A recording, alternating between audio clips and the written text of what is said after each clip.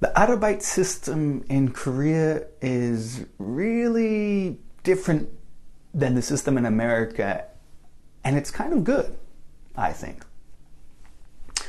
So I had a friend who was the manager at a small cafe, medium-sized cafe, maybe 10, 15 table cafe, and she had a little problem.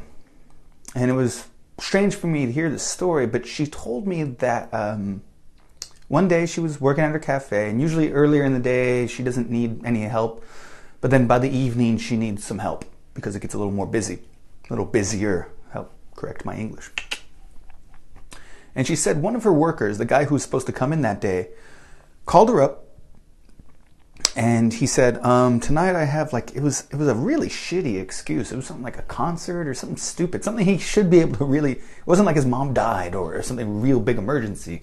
It was just something like, I have a concert I have to go to. So he said, I have a concert I have to go to. Can I not come into work today? I'm really sorry. And she said, no, you have to come in. I need you to work here. It's hard to run the cafe just by myself. And he said, oh, okay, well, I quit. Now, she told me that this had happened before. It didn't happen all the time. It wasn't like every employee quit that way, but it had happened before. And it's kind of shocking because I'm sure this happens in America somewhere, but I have a feeling it happens a lot less often. So first I need to clear something up. The word Arbeit gets translated into part-time job in English.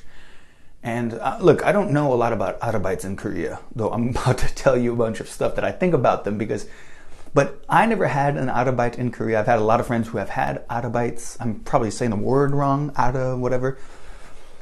But in Korea, okay, the word part-time job in America just means you usually work like less than 30 hours a week, less than 35 hours a week, maybe even less than 40 hours a week.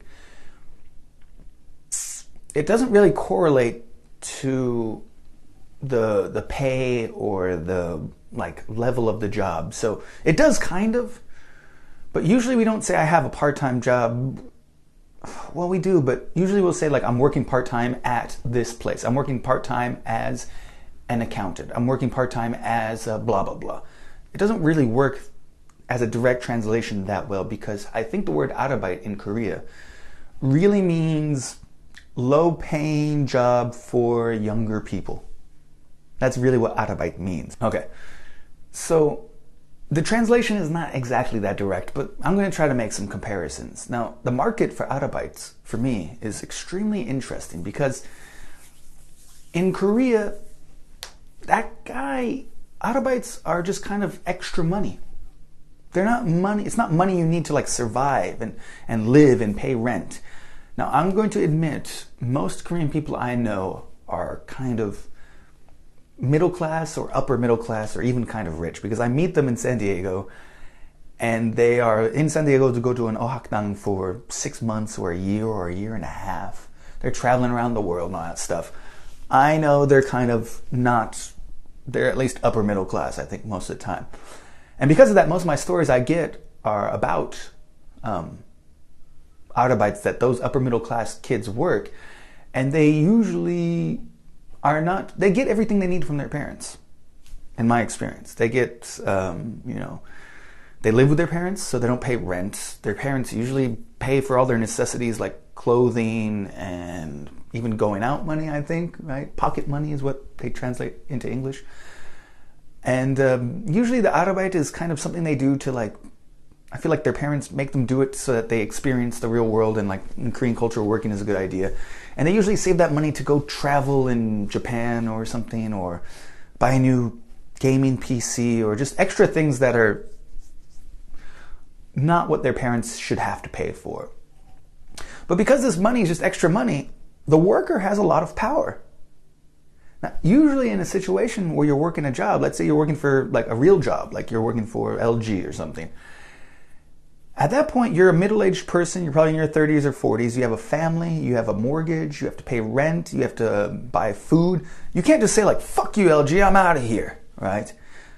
So usually the workers have almost no power. Usually the boss, the company, has all the power because you need the job and they don't need you that much. They can replace you. So usually workers don't have, this is just a phenomenon in the world, I think. Usually workers don't have a lot of power, but in the Arbeit community, in the Arbeit culture in Korea, the worker has a lot of power because he doesn't need the money. He could just say, I want to go to a concert tonight. Well, you can't. You have to come in for work. Then I quit. That's really weird. And that's really good for the worker. In America, people working these part-time jobs are often young, but sometimes they're not. Sometimes they're in their 30s and they're trying to support a family with this job and another main job, or two of these kind of part-time jobs. Or even if they are young, they're in college and they have to pay their own rent and they have to pay their own tuition, at least partially. And rent in America, especially, I don't know about all of America, but especially in a city, is quite high. It's quite a large percentage of your income, and we don't have goshwons and living tells and these super cheap options. We have to rent an apartment and rent a room in that apartment. So like, it's quite expensive. Living expenses in a big city in America are quite bad, actually. It's really expensive for people who aren't making a lot of money. Whereas in Korea, you probably live with your parents. If you don't live with your parents, you can live in a very, very cheap, like goshwon type place. So that's really unique in any labor market, is to have this power from as a worker. Usually you really have to do whatever the boss says, and you can't lose your job or else you're really fucked. In America, even part-time jobs are like that. Like all over the world, real jobs, your career jobs are like that, where you can't get fired or else you're fucked. But in America, and I think many other countries, even part-time job workers are really scared of losing their jobs, because if they lose that job, they're in big trouble. So that's really unique. Now on the flip side, you would think, okay, well, so the worker has a lot of power in this situation. That means the boss must have very little power.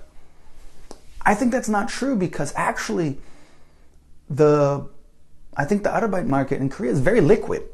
People just hire people and fire people, and people quit all very quickly. I was so shocked that one of my friends was trying to get an Arbeit, and then I guess she just went to a website, some Arbeit website or something like that, and she had like a job within a week. Just, boop, I got a new job. Okay, I'll quit that one and go to another one. It's really free-flowing, really quick. So what's in America, when I would get these kind of jobs, I had to go like apply. Okay, I'd fill out an application sheet, which I think you have to do in Korea too, I don't know. But then you have to like go back in 2 days and show the manager like, I'm really into this. I really want this job. And there's a bunch of other people competing for the job, at least 10, 15, 20, who are, I don't really know exactly because I've never been the boss, but there's other people competing for the job. So like, as a worker, you're kind of in a shitty situation. And even as the boss, they're not so liquid. But I think in Korea it's good for bosses because they can just go on this website, and it's really the style that they do it, where like in America, working at a part-time job, they do like these big interviews and they're always thinking about, is this the best worker? Are they they're gonna do all this stuff, blah, blah, and they're very serious about it. I feel like in Korea, you just kind of say like, okay, I own a PC bang, I need a new person to work there. Put on a website, some kid comes in and you go like, okay, you seem good. It's also because all Korean people work pretty hard. In America, a lot of people might not work hard, so the boss really has to be careful about who he hires, or else he'll get a really shitty worker.